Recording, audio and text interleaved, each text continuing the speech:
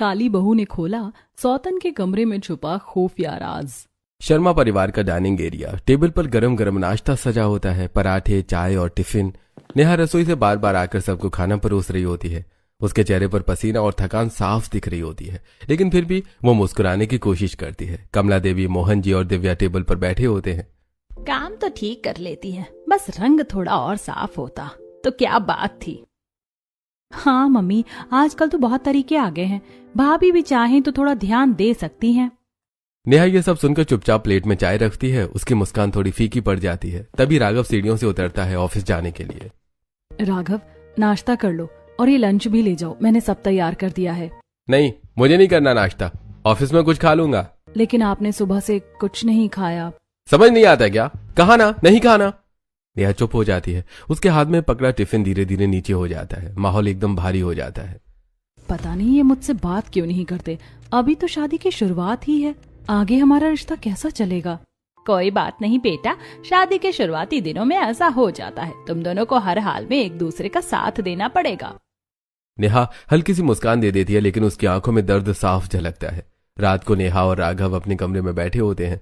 कमरे में हल्की रोशनी होती है और माहौल शांत होता है। तभी उसका फोन बजता है, वीडियो कॉल। अरे नेहा, क्या कर रही हो? देख, मैं तो हनीमून पर आई हूँ, सोचा तुझे भी नजारे दिखा दूं। तू नहीं गई क्या हनीमून पर? नहीं यार, अभी नहीं गई, बात करूंगी, हम लोग भी जाएंगे। अच्छा ठीक है, जहाँ भी जाना प्लान करो, मुझे जरूर बताना। कॉल कट जाती है। नेहा की मुस्कान धीरे धीरे गायब हो जाती है। राघव बेड पर बैठकर मोबाइल चला रहा होता है। नेहा हिम्मत जुटाकर उसके थोड़ा पास होती है। चलो ना, हम भी हनीमून पर चलते हैं, हमारी शादी को 5 महीने हो गए। मुझे कहीं नहीं जाना तुम्हारे साथ। क्यों? तुम्हारी शक्ल को लेकर मैं कहीं नहीं जा सकता, समझी? ये सुनकर नेहा का चेहरा उतर जाता है। उसकी आंखें भर आती हैं। आप हर वक्त इतना गुस्से में क्यों रहते हो? क्या इंसान सिर्फ रंग रूप पर ही मरता है? सीरत कोई चीज नहीं होती। आजकल के जमाने में सब लोग बुक को कवर से जज करते हैं, और वैसे भी तुम इतनी काली हो कि मुझे तुम्हारे साथ खड़े होने में शर्म आती है। ये सुनते ही नेहा की आंखों से आंसू बहने लगते हैं। अगली सुबह घर चहल पहल से भरा होता है। नेहा पूरे घर में इधर उधर घूमकर सबकी जरूरतों का ध्यान रख रही होती है। कभी सास के लिए दवाई, कभी ससुर के लिए चाय, कभी दिव्या के लिए कपड़े प्रेस। सब उससे खुश रहते हैं सिवाय राघव के। नेहा बेटा, तुमने तो आज फिर से कमाल की चाय बनाई है। जी पापा जी, आपको पसंद आई तो अच्छा लगा। भाभी, मेरा प्रोजेक्ट फाइल भी आपने ही सेट किया ना, थैंक यू। अरे इसमें थैंक यू कैसा, तुम मेरी छोटी बहन जैसी हो। नेहा सबका ध्यान रखती है, हर छोटी बड़ी चीज का ख्याल रखती है, लेकिन राघव हमेशा उससे दूरी बनाकर रखता है, जैसे वो उसे देखना भी नहीं चाहता हो। राघव ऑफिस में लंच टाइम पर बैठा होता है। उसके चेहरे पर हल्की थकान होती है, लेकिन जैसे ही फोन बजता है उसके चेहरे पर मुस्कान आ जाती है। कौन आ रहा है? मुझे भी पता? सच में? ठीक है, मैं ऑफिस जल्दी खत्म करके शाम को आता हूँ। कॉल कट जाता है। राघव के चेहरे पर पहली बार सच्ची खुशी दिखती है। राघव जल्दी घर आ जाता है और अच्छे से तैयार होकर बाहर जाने लगता है। तभी दादी उसे आवाज देती है। राघव बेटा, नेहा को भी बाहर ले जा, पूरा दिन घर में रहती है, थोड़ा घूम आएगी तो अच्छा लगेगा। दादी, मैं इसे कहीं नहीं ले जा सकता। नेहा दरवाजे के पास खड़ी सब सुन रही होती है। उसका दिल धीरे धीरे टूट रहा होता है। और वैसे भी ये शादी आपकी मर्जी से हुई थी, आप लोग मुझे हर बात पर फोर्स मत किया करो। ये शादी भी जबरदस्ती करवाई मुझसे, और अब मैंने इसे 24 घंटे घुमाने का ठेका नहीं ले रखा है। घर में सन्नाटा छा जाता है। बेटा ऐसे मत बोल, नेहा बहुत अच्छी लड़की है। आप लोगों के लिए अच्छी होगी, मेरे लिए नहीं। घर का ड्राइंग रूम, पूरा परिवार बैठा होता है। दादी गंभीर होकर फैसला सुनाती हैं। राघव, तेरी शादी नेहा से ही होगी। मैं उसके परिवार को जानती हूँ, लड़की बहुत संस्कारी है, रंग थोड़ा सांवला है लेकिन दिल बहुत साफ है। दादी, मुझे ये रिश्ता मंजूर नहीं है। बेटा रहने दे, दादी जो कह रही हैं वही ठीक है, हमें उनकी समझ पर भरोसा है। राघव मजबूर हो जाता है और बिना मन से उसकी शादी नेहा से करवा दी जाती है। राघव गुस्से में दरवाजा खोलता है और बिना पीछे देखे घर से बाहर निकल जाता है। नेहा दरवाजे पर खड़ी रह जाती है। उसकी आंखों में आंसू होते हैं, लेकिन वो कुछ नहीं कहती। मैंने तो हमेशा इस रिश्ते को निभाने की कोशिश की, लेकिन शायद मेरी कोशिशें इन्हें कभी दिखाई ही नहीं देती। शहर का एक मॉडर्न कैफे, हल्की म्यूजिक बज रहा होता है। सभी दोस्त एक टेबल पर बैठे हंसी मजाक कर रहे होते हैं। तभी दरवाजा खुलता है और अंदर एंट्री होती है रिया की। स्टाइलिश ड्रेस, कॉन्फिडेंट चाल, चेहरे पर मुस्कान, सबकी नजरें उसी पर टिक जाती हैं। Hi guys. अरे रिया, वेलकम। अरे रिया, वेलकम। यार, कितने साल बाद मिल रही हैं। मैं बहुत अच्छी हूँ, तुमसे बताऊं? राघव थोड़ा नर्वस होकर उसे देख रहा होता है।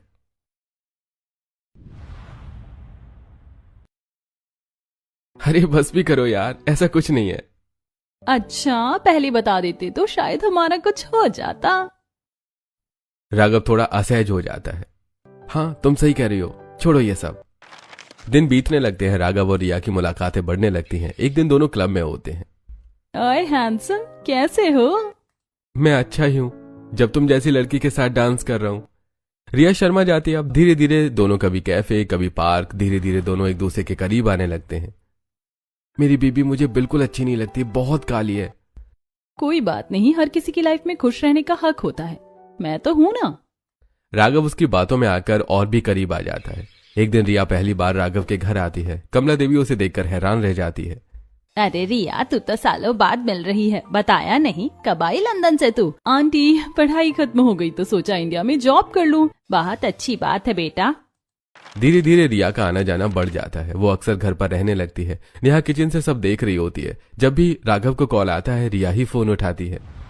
पता नहीं ये कौन लड़की है, हर वक्त इनके साथ ही रहती है। बेटा तू परेशान मत हो, ये राघव की बचपन की दोस्त है। जी मम्मी जी, मुझे कोई दिक्कत नहीं है। लेकिन उसके चेहरे पर साफ दिखता है कि उसे बहुत तकलीफ हो रही होती है। एक दिन राघव और रिया अकेले बैठे होते हैं। रिया, मैं तुमसे बहुत प्यार करता हूँ, शायद बचपन से। मैं भी, और अब मैं तुम्हें खोना नहीं चाहती। चलो शादी कर लेते हैं। दोनों एक दूसरे का हाथ पकड़ लेते हैं और बिना किसी को बताए शादी का फैसला कर लेते हैं। एक दिन अचानक दरवाजा खुलता है। राघव रिया को वरमाला पहनाकर घर में ले आता है। सभी घर वाले हैरान रह जाते हैं। तू अपने ही घर में दूसरी बहू लेकर आ गया? मुझे जीते जी ये दिन देखना था। दादी, वो आपकी मर्जी की बहू है और मैं तो बचपन से रिया से प्यार करता था। अब मौका मिला है तो इसे जाने नहीं दूंगा। हाँ दादी जी, मैं राघव से बहुत प्यार करती हूँ। मैंने तुम पर भरोसा किया था रिया, लेकिन तुमने बहुत गलत किया। तूने हम सबको धोखा दिया है, लेकिन याद रखना मेरी असली बहू सिर्फ नेहा है। आपको जो सोचना है सोचो, लेकिन अब से रिया भी इसी घर में रहेगी और ये भी इस घर की बहू है। तूने बहुत गलत किया है बेटा। रात को नेहा अपने कमरे में अकेली बैठी रो रही होती है। उसका दिल पूरी तरह से टूट चुका होता है। वो हिम्मत करके राघव के पास जाती है, जहां रिया उसके साथ बैठी होती है। राघव, जरा 1 मिनट आना, आपसे बात करनी है। राघव बाहर आता है। आपने ऐसा क्यों किया? मुझ में ऐसी क्या कमी थी? सिर्फ एक शक्ल की वजह से आप मेरी सौतन ले आए, वो भी मेरे जीते जी। हाँ, यही समझ लो। वैसे भी तुम्हारे होने या ना होने से मुझे कोई फर्क नहीं पड़ता, और जो थोड़ा बहुत रिश्ता था वो भी अब खत्म हो चुका है। ये सुनकर नेहा वहीं खड़ी रह जाती है। उसकी आंखों से आंसू रुक ही नहीं रहे थे। अगले दिन सुबह घर का माहौल सामान्य है, लेकिन अब सबके मन में रिया को लेकर अलग अलग भावनाएं होती हैं। नेहा रसोई से चाय बनाकर सबको दे रही होती है। उसके चेहरे पर वही शांति है, लेकिन अंदर से वो टूटी हुई है। अब वो चुड़ैल तो इस घर में आ ही गई है, लेकिन क्या काम करना उसकी जिम्मेदारी नहीं है? अरे मम्मी जी, आजकल की लड़कियां कहाँ काम करती हैं? और उसे देखो, जब देखो अपने कमरे में घुसी रहती है। तभी सीढ़ियों से रिया नीचे उतरती है। अच्छे कपड़ों में सजी धजी नजर आती है। अब जब तुम इस घर में आ गई हो तो काम करने का भी तुम्हारा जिम्मा है। ऐसा नहीं है कि तुम बस आराम ही करती रहो। तुम्हारे लिए नौकर नहीं रखे हमने। मम्मी जी, आपने तो मुझे पहले ही एक्सेप्ट नहीं किया, और पहले आप मुझसे कितने अच्छे से बात करती थी। जब से मैं इस घर में आई हूँ, पता नहीं आपको क्या हो गया। शादी के बाद तो आप बिल्कुल बदल ही गई हो। जब तक तू राघव की दोस्त थी तब तक तू मुझे अच्छी लगती थी। अब तो तू मुझे 1 नंबर की धोखेबाज लड़की लगती है। जो आपको सोचना है सोचते रहिए, वैसे भी आपकी सोच से मुझे फर्क नहीं पड़ता। इतना कहकर रिया वहां से चली जाती है। घर का माहौल और भी तनाव से भर जाता है। ऐसी बेशरम लड़की को क्या शर्म आएगी जो बिना इजाजत इस घर में आ गई, हमारी इतनी सालों की इज्जत मिट्टी में मिला दी। अब धीरे धीरे रिया का असली रूप सामने आने लगा था। वो ज्यादातर समय अपने कमरे में ही बंद रहती है। दरवाजा हमेशा लॉक, किसी को अंदर आने की इजाजत नहीं होती है। एक दिन घर के बाहर एक मिस्त्री आता है। अरे, तूने मिस्त्री क्यों बुलाया? इसकी क्या जरूरत पड़ गई? मुझे अपने कमरे में थोड़ा अलग काम करवाना है। मिस्त्री सीधा रिया के कमरे में चला जाता है। दरवाजा बंद हो जाता है। अंदर क्या हो रहा है किसी को कुछ नहीं पता चलता। कुछ घंटों बाद मिस्त्री बाहर निकलता है और चला जाता है। रिया फिर से अपने कमरे में लॉक लगा देती है। ऐसा क्या करवा लिया तूने कमरे में? आपसे मतलब बस कुछ पर्सनल काम करवाया है। कमला देवी चुप हो जाती है, लेकिन उनके चेहरे पर साफ शक नजर आता है। पता नहीं एक ही कमरे में घुसी रहती है, जब देखो दरवाजा बंद। नेहा दूर खड़ी ये सब देख रही होती है। उसके मन में सवाल उठने लगते हैं। ये लड़की कुछ तो छुपा रही है, हर वक्त कमरे में बंद रहती है, और अब ये मिस्त्री, जरूर कुछ गड़बड़ है। अगली सुबह रिया अपने कमरे से बाहर निकलती है और जल्दी जल्दी दरवाजे को लॉक करने लगती है। तभी नेहा वहां से गुजर रही होती है और ये सब देख लेती है। इस घर में कोई चोर नहीं है जो तुम रोज अपने कमरे पर ताला लगा देती हो? तुमसे मतलब अपने पति को तो तुम संभाल नहीं पाई और दूसरों के कमरों पर नजर रख रही हो। नेहा एक पल के लिए चुप हो जाती है। ये बात उसे अंदर तक चुभ जाती है। इतना जानने की जरूरत नहीं है क्या है मेरे कमरे में। रिया ताला लगाकर वहां से चली जाती है। नेहा उसे जाते हुए देखती रहती है। पता नहीं कैसी अजीब लड़की है। दोपहर को पूरा परिवार डाइनिंग टेबल पर बैठकर खाना खा रहा होता है। तभी रिया के फोन पर बार बार कॉल आने लगती है। रिया बार बार फोन देखती है और हर बार उसे साइलेंट कर देती है। अगर इतना जरूरी फोन है तो उठा लो ना। हाँ मैं अभी आती हूँ। रिया जल्दी से उठकर अपने कमरे में चली जाती है। पता नहीं जब देखो अपने कमरे में घुसी रहती है। अगर अपने कमरे में ही रहना था तो इस घर में आई ही क्यों है। मम्मी जी पता है कि अपने कमरे का ताला भी लगा कर रखती है। बहुत अजीब लड़की है। अरे काम से बचने के लिए कुछ भी कर सकती है। सोचती होगी सबको लगेगा इसकी तबीयत खराब है। हाँ मम्मी, और पता नहीं 24 घंटे फोन पर बात करती रहती है। आप लोग उसके सामने ऐसा कुछ मत बोलिए। वो बहुत अच्छी लड़की है, भले ही आपको पसंद ना हो। सब एक दूसरे को देखने लगते हैं लेकिन किसी को कुछ समझ नहीं आता। अगले दिन नीचे हॉल में रिया फोन पर बिजी होती है। ऊपर नेहा अपने कमरे से बाहर निकलती है। तभी उसकी नजर रिया के कमरे पर पड़ती है। आज दरवाजा खुला होता है और ताला नहीं लगा होता। आज ताला नहीं लगाया। नेहा धीरे धीरे दरवाजे की तरफ बढ़ती है और बिना किसी को बताए कमरे के अंदर चली जाती है। नीचे से रिया की नजर पड़ती है कि नेहा उसके कमरे में जा रही है। वो घबराकर तेजी से ऊपर भागती है। नेहा! रिया कमरे में पहुंचते ही नेहा को धक्का देकर बाहर निकाल देती है। मेरे कमरे में मत आया करो। कितनी बार बताया है ये मेरा प्राइवेट स्पेस है। ये कमरा इस घर के अंदर ही है ना। तुमने इसे खरीदा नहीं है, ना ही दहेज में लाई हो। और वैसे भी तुम मेरे कमरे में कभी भी आ जाती हो। हाँ मैं तुम्हारे कमरे में आ सकती हूँ लेकिन तुम मेरे कमरे में नहीं आ सकती, समझी? नेहा कुछ पल के लिए उसे देखती रह जाती है। उसके चेहरे पर हैरानी और शक दोनों होते हैं। पता नहीं कैसी साइको है, अपने कमरे के लिए इतनी पागल है। रिया तुरंत दरवाजा बंद करके फिर से ताला लगा देती है। शाम को घर का ड्राइंग रूम में रिया सोफे पर बैठी होती है, मोबाइल हाथ में, लेकिन ध्यान कहीं और होता है। नेहा किचन से झांककर उसे देख रही होती है। उसे अब भी रिया के बारे में सिर्फ इतना पता होता है कि वो राघव के बचपन की दोस्त है, लेकिन घर में उसके साथ जो व्यवहार होता है वो नेहा को अजीब लगता है। तभी मोहन जी अंदर आते हैं। जैसे उनकी नजर रिया पर पड़ती है उनके चेहरे पर अपनापन आ जाता है। बेटा कैसी हो? दूर खड़ी नेहा ये सुनती है और थोड़ा चौंक जाती है। तुम्हारी मम्मी कैसी है? बिना प्रीतम के कैसे संभाल रही होंगी सब? प्रीतम नाम सुनते ही रिया का चेहरा बदल जाता है। उसकी आंखों में गुस्सा और दर्द एक साथ दिखता है। आप बस रहने दीजिए। इतना कहकर रिया अचानक गुस्से में उठती है और वहां से चली जाती है। पूरा माहौल अजीब सा हो जाता है। नेहा ये सब देखकर और भी ज्यादा कंफ्यूज हो जाती है। नेहा किचन में आती है जहां कमला देवी काम कर रही होती है। मम्मी जी एक बात पूछूं? हाँ बेटा पूछो। पापा जी रिया को हमेशा बेटा कहकर क्यों बुलाते हैं? और जब भी उसके पापा के बारे में पूछते हैं वो गुस्से में क्यों चली जाती है? कमला देवी कुछ पल के लिए चुप हो जाती है। बेटा ये बात तो तुझे तेरे पापा जी ही बता सकते हैं। रात को मोहन जी गार्डन में अकेले बैठे होते हैं। नेहा धीरे धीरे उनके पास जाती है। पापा जी एक बात पूछूं? हाँ बेटा पूछो। आप रिया को हमेशा बेटा क्यों कहते हैं? और जब भी आप उसके पापा के बारे में पूछते हैं वो इतनी नाराज क्यों हो जाती है? ये सवाल सुनकर मोहन जी कुछ पल के लिए चुप हो जाते हैं। उनकी आंखों में पुरानी यादें तैरने लगती हैं। कई साल पहले का समय, एक छोटा सा शहर जहां दो दोस्त खड़े हैं, मोहन और प्रीतम।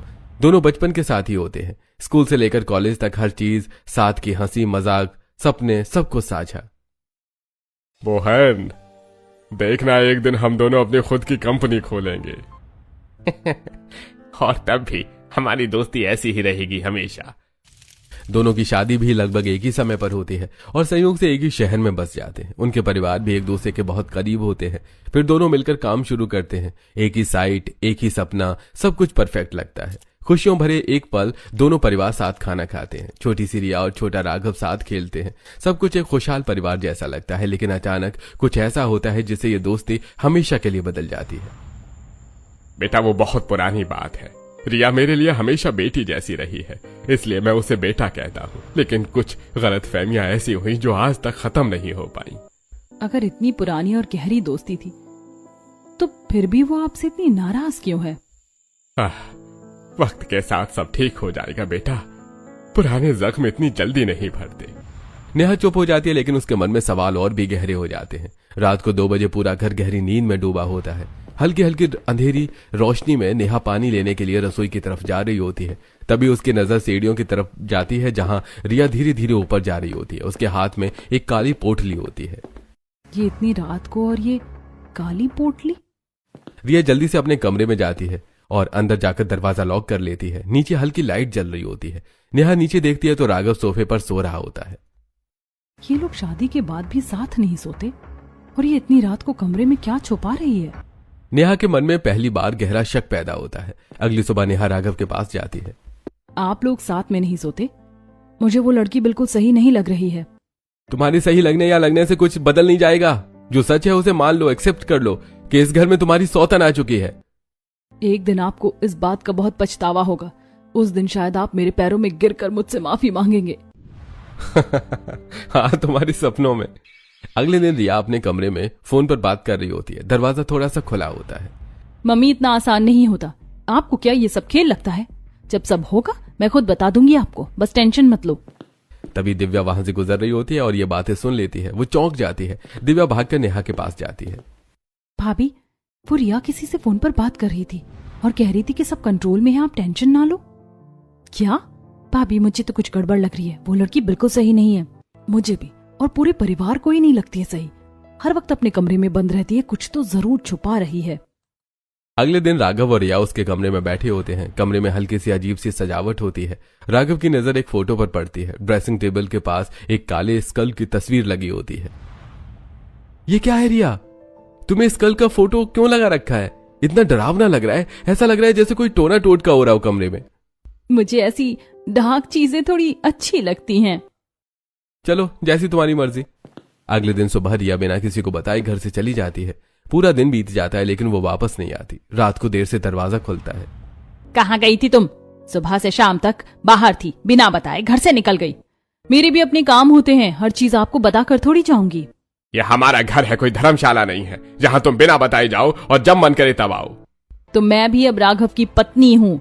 मेरा भी इस घर पर बराबरी का हक है। इतना कहकर रिया गुस्से में वहां से चली जाती है। पूरा परिवार हैरान रह जाता है और नेहा के मन में अब शक यकीन में बदलने लगता है। रिया कुछ बहुत बड़ा और खतरनाक छुपा रही है। ऐसा ही होता जब घर में गलत लड़की आ जाए। अगली सुबह घर में हलचल होती है लेकिन नेहा अपने कमरे में लेटी होती है। उसकी तबीयत ठीक नहीं होती। चेहरा पीला, आंखों में कमजोरी। वो उठने की कोशिश करती है लेकिन फिर से लेट जाती है। नीचे रसोई में आज रिया खाना बना रही होती है। सबको ये देखकर थोड़ा अजीब लगता है क्योंकि उसने पहले कभी काम नहीं किया था। आज तो बड़ी सेवा भाव जाग रहा है तुम्हारा। क्यों मम्मी जी, मैं खाना नहीं बना सकती क्या? कुछ देर बाद मोहन जी टेबल पर बैठकर खाना खाने लगते हैं। रिया खुद उनके सामने प्लेट रखती है। पापा जी, आज खाना मैंने अपने हाथों से बनाया है, आप खाकर बताइए कैसा लगा। अच्छा है बेटा, देखते हैं। जैसे ही मोहन जी कुछ और खाते हैं, कुछ ही मिनटों में उनका चेहरा बदलने लगता है। ये क्या हो रहा है? अचानक उनके मुंह से झाग निकलने लगते हैं। उन्हें जोर जोर से उल्टियां होने लगती हैं। अरे क्या हो गया आपको? आपने ऐसा क्या खा लिया? रुको मम्मी, मैं डॉक्टर को फोन करती हूँ। मैंने बस रिया के हाथ की बनी सब्जी रोटी खाई थी। पता नहीं उसमें क्या था। जब से खाई है तब से हालत खराब हो गई है।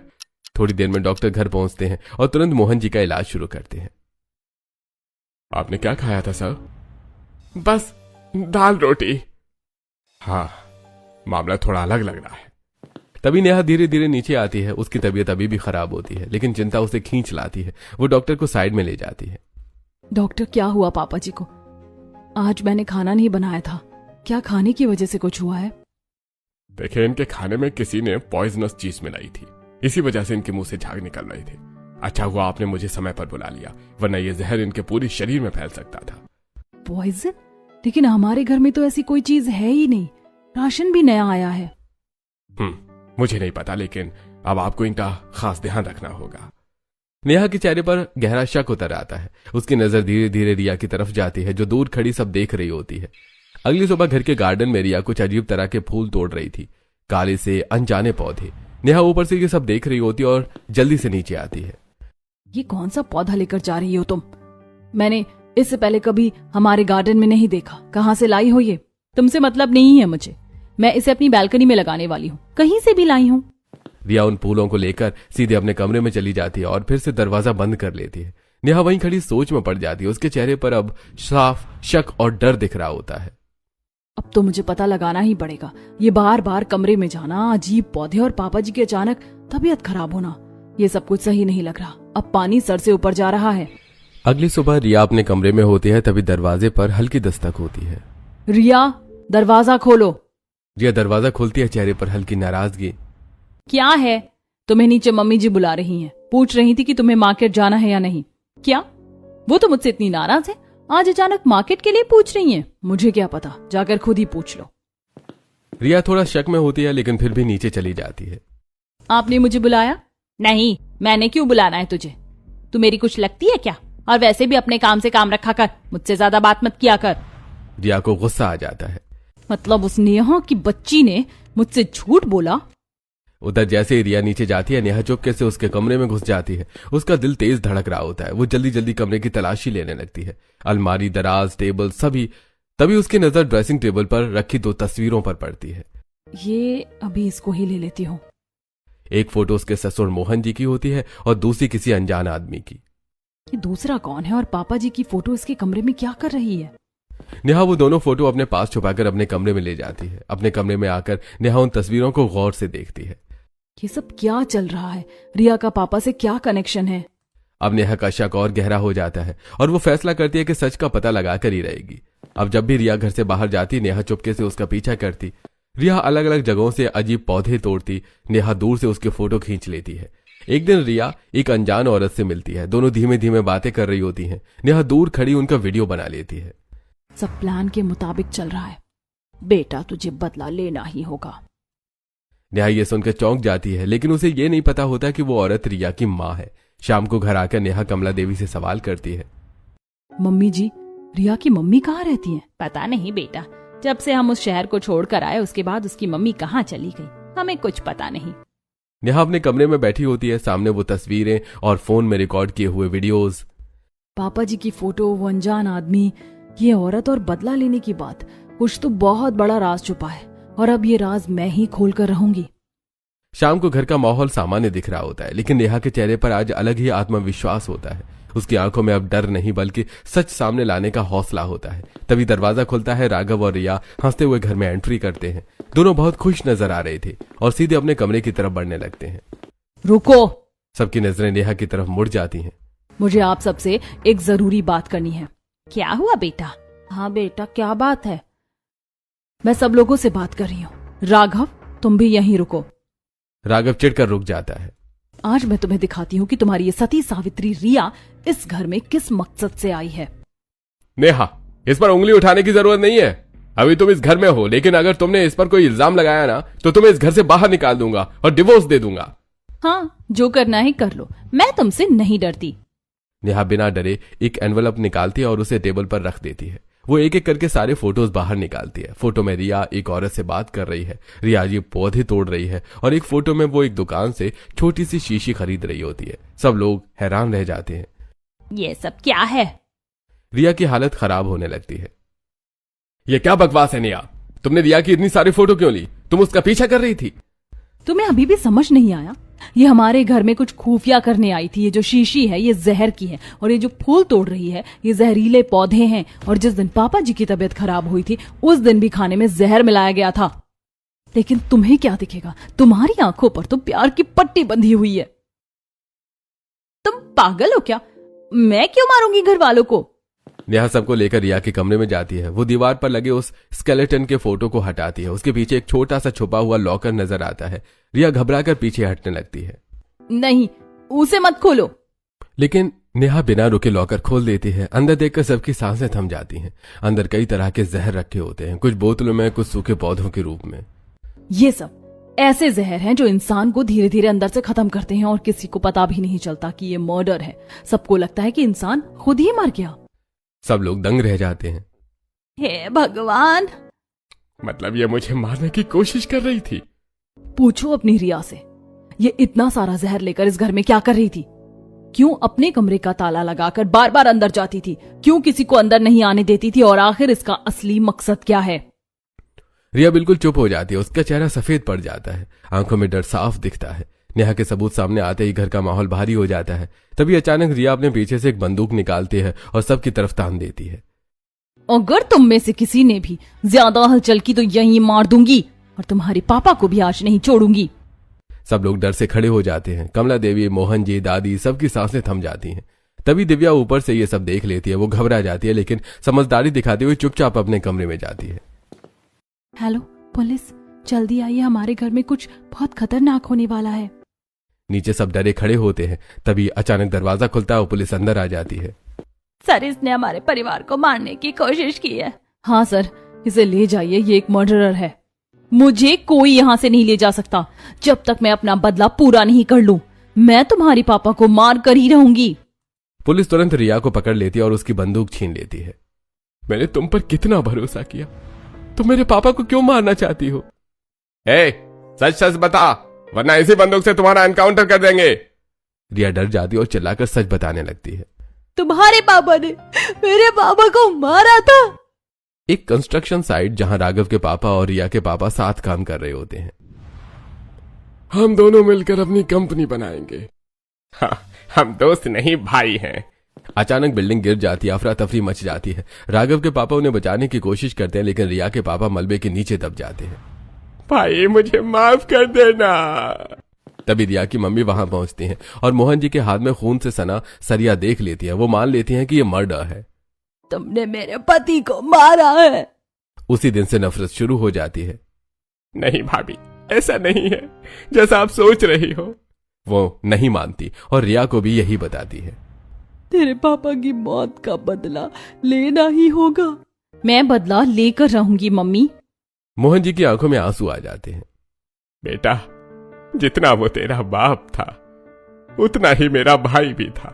मैंने उसे बचाने की पूरी कोशिश की थी। वो एक हादसा था, अगर मैं कुछ कर सकता तो अपनी जान दे देता।